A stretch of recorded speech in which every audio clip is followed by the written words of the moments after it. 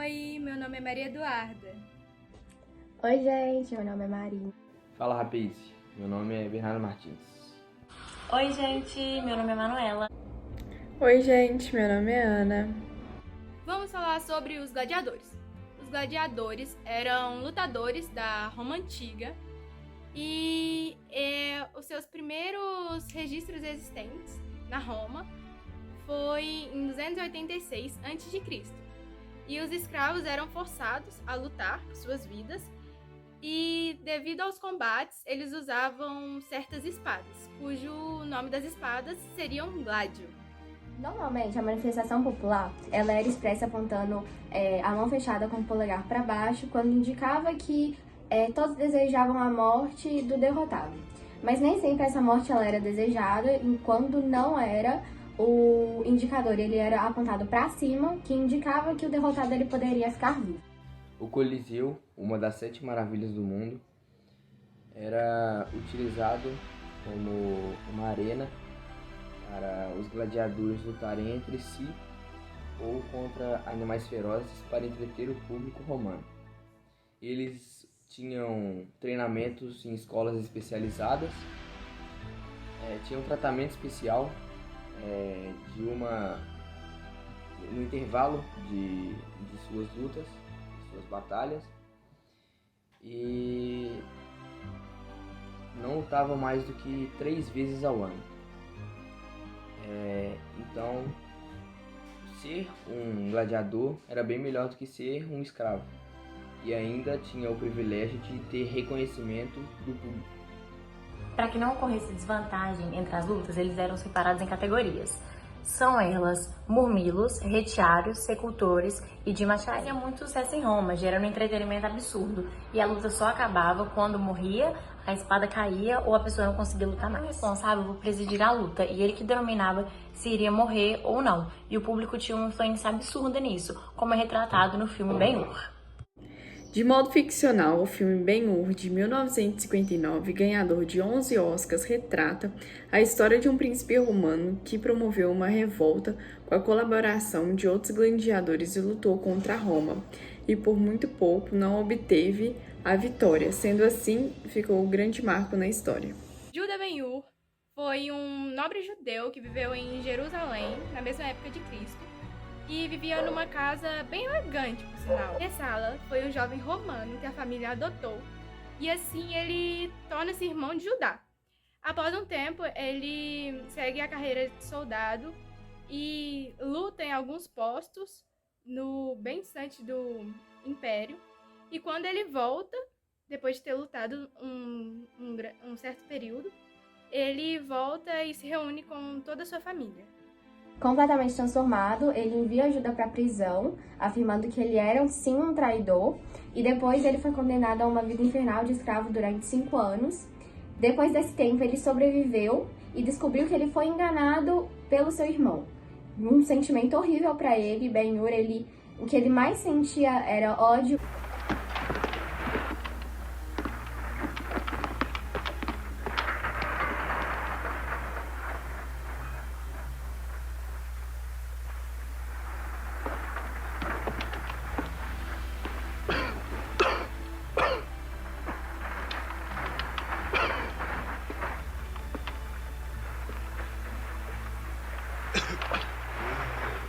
Este homem está doente. Substitua. Troque.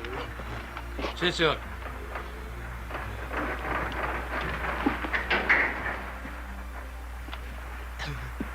Este aqui tem lhe dado trabalho? Ele é insubordinado, cônsul.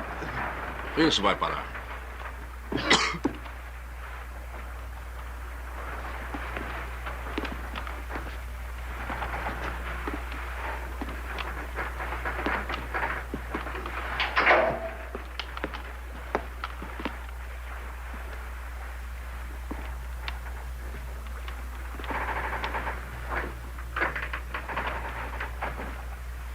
Que serviço já fez? 41. Um mês menos um dia, neste barco. Você tem a conta exata. E antes? 3 anos, em outros barcos. 3 anos?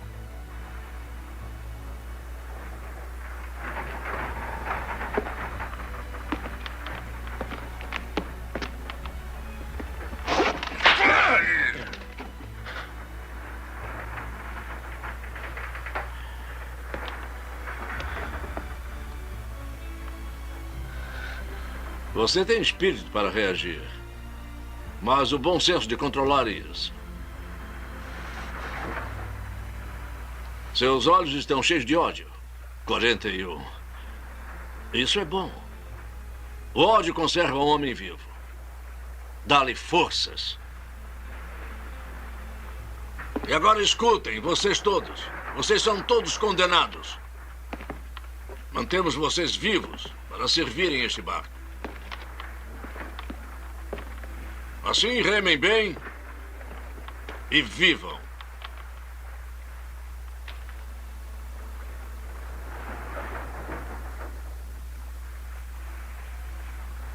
Barco pronto, cônsul. Usem os remos. Usar remos!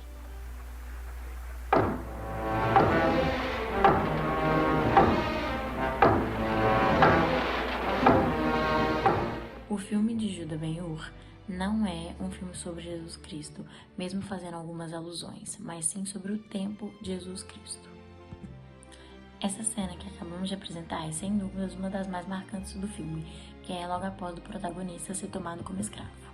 Judá torna-se propriedade dos romanos e é por isso que ele acaba no fundo de um galeão a remar junto com outras dezenas de outros escravos, que é para levar a embarcação adiante. A cena é excelente e muito bem retratada, mas historicamente ela está incorreta. Mas aí você vai perguntar, Manuela, por que está historicamente incorreta? Gente, os romanos eles nunca utilizaram escravos para fazer navegar os galeões, tanto que de acordo com o dicionário clássico de Oxford, os navios romanos não eram usados para comércio de escravos e a tripulação era composta por homens livres que recebiam salário. Os galeões eles tinham remadores próprios, que eram contratados especificamente para esse serviço, e os escravos só eram usados para alguma emergência ou alguma coisa, e eles eram libertados primeiro. Na esteira de uma terrível batalha naval, Judá escapa de suas correntes e vai rumo à terra, onde é encontrado por um rico comerciante que é patrocinador de uma excelente equipe de cavalos de briga.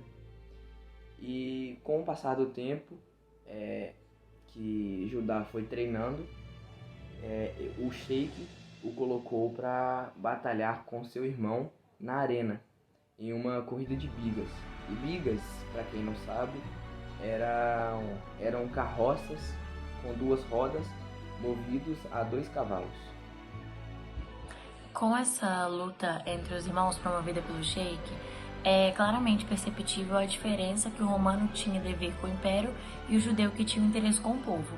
E também retrata como 2 ideias, 2 pensamentos diferentes têm um peso muito grande, porque eram 2 irmãos que acabam se separando e encarando inúmeras e graves consequências.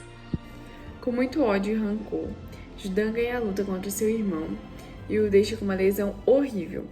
Aí depois de um tempão, ele perdoou Mesala e os dois se abraçaram novamente e tal. Mesala sobreviveu ao ferimento e a cena final do filme mostra, os 2 inimigos mortais montando juntos na amizade.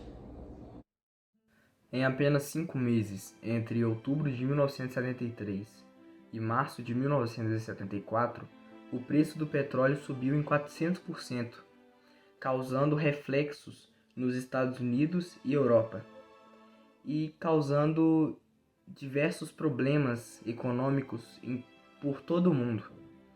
E é justamente neste momento que coincide com o fim do milagre econômico ocorrido no Brasil durante a ditadura militar.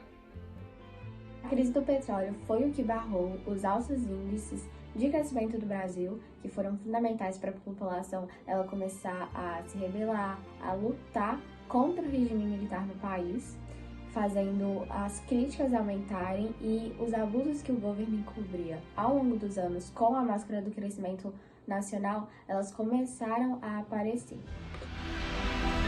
Os maiores impactos ambientais dessa atividade é o vazamento de petróleo, acidentes em plataformas de petróleo ou navios petroleiros podem provocar sérios danos ao meio ambiente, como, por exemplo, mortandade em larga escala de peixes, aves marinhas, outras espécies de animais marinhos também.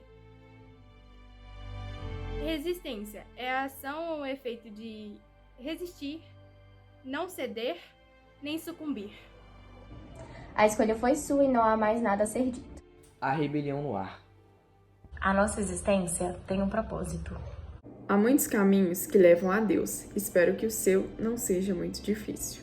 Essas são algumas das frases mais marcantes do filme Ben-Hur. A resistência ela é, sem dúvida, um dos principais pontos a ser tratados nessa ficção. Fazendo Ben-Hur tornar-se uma figura importante no Brasil. Existem figuras que levam essa ideia de resistência, uma ideia de realmente lutar contra aquilo que você realmente acredita. E um exemplo disso é o Espartaco, que foi um personagem real, que realizou uma revolta gigantesca de escravos, de gladiadores, e teve uma importância histórica surreal. Então, Espartaco foi gladiador de origem crácia. Ele viveu na República Romana e foi líder da mais célebre revolta dos escravos da Roma Antiga, que também é conhecida como Terceira Guerra Sérvia, Guerra dos Escravos e a famosa Guerra dos Gladiadores. Espartaco nasceu na Trácia em 120 anos antes de Cristo. Ele recebeu treinamento de gladiador e participou de vários espetáculos de arena.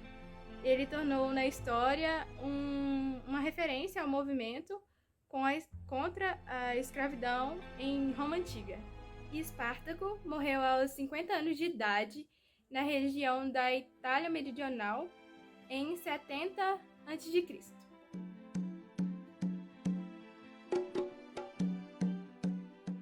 Para mim é mais fácil falar da minha moda, a moda brasileira que eu faço para o exterior, do que falar da moda que existe no Brasil, porque realmente eu estou tão dedicada ao meu trabalho e a minha inspiração é o Brasil, a minha inspiração é a nossa natureza. E eu procuro fazer moda para lá e uma moda que sirva também às mulheres brasileiras que gostam de vestir o que é bonito. Como segundo exemplo, apresentamos esse vídeo da Zuzu Angel, que foi uma estilista da época do governo militar. E todo mundo sabe que, infelizmente, a mulher foi muito esquecida na história e ao decorrer do tempo, mesmo tendo feitos enormes. E ela é, sem dúvidas, um exemplo e mais um exemplo da resistência. Ela foi uma figura muito importante na época da ditadura, porque ela foi mãe do Stuart Edgar Angel Jones, que foi torturado e assassinado pela ditadura. Ela passou anos denunciando as arbitrariedades da repressão até morrer em um acidente de carro bem suspeito em 1976. Esse acidente ele é suspeito porque a ditadura, classificou como acidente automobilístico na saída do túnel, que hoje em dia tem o nome dela, mas a Comissão Especial sobre Mortos e Desaparecidos julgou o caso e colocou como se o regime militar fosse responsável pela morte da estilista. E, segundo os depoimentos, ela teria sido jogada para fora da pista por um carro pilotado por agentes da repressão. Outro tópico que leva à ideia de resistência é a ditadura militar. Ela começou em meados da década de 70 e se manifestou em ações de protestos e críticas generalizadas ao regime autoritário, especialmente depois de 1977, com a aproximação da crise econômica e o espírito de oposição ele se intensificou. Resistência é o ato de se opor ao status vigente. E podemos citar como um exemplo de resistência a ditadura militar, o movimento estudantil, os movimentos sindicais, as ligas camponesas e a luta armada. Pode surgir no pensamento de qualquer um de vocês que, por serem conceitos mega diferentes, não há relação alguma entre ditadura militar, Espartaco e Ben-Hur. Mas existem sim. Aí vocês vão me perguntam, ué, Manuela, mas qual relação é essa? A resistência a um governo central pode ser chamado de um fio condutor que vai ligar esses três tópicos. Sendo assim, mesmo em contextos diferentes, a persistência contra um governo autoritário e central sempre existiu e sempre foi presente na nossa história. Além do Ben-Hur se tratar da ascensão do cristianismo ao império, ele nos leva a fazer inúmeras reflexões, como não perder a esperança, perdoar os seus inimigos e ter paciência, hein, galera? Inclusive, ele pode fazer um adendo com Jesus Cristo, que não foi morto por questões religiosas exatamente e principalmente. Principalmente por questionar a opressão do Império Romano e a autoridade divina do imperador.